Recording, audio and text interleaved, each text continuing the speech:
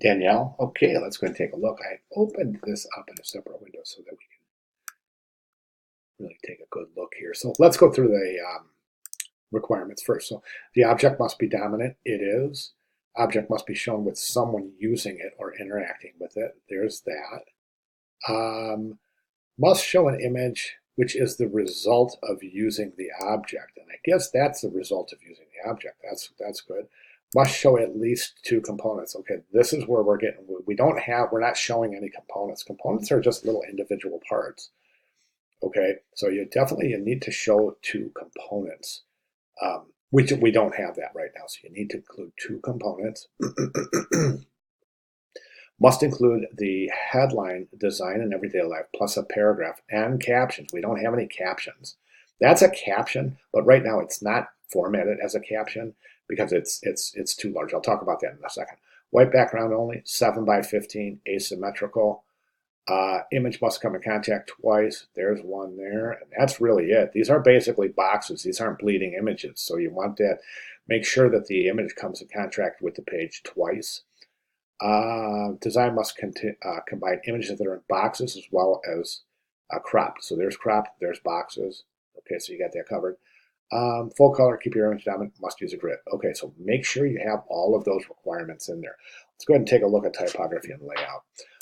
I think that you did something smart right here. You borrowed color here to place as a background here, but it just creates so much visual weight up here that this image is no longer the dominant element of the composition. This is. And the reason being is because it's just so visually heavy. It's an easy fix. All you have to do is instead of placing that big pink box behind your type, just take that design in every day and present that in pink. All right aligned, good consistency there. Let me see our margins.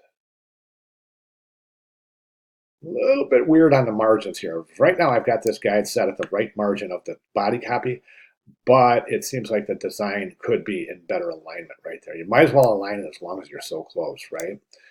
Okay, as far as the hierarchy goes, again, so let's remove that box. Don't forget this has to bleed twice. Okay, as a caption, right now we have a little bit of problem with hierarchy because your caption type is actually bigger than the body copy type, and that shouldn't be. The caption type should actually be smaller.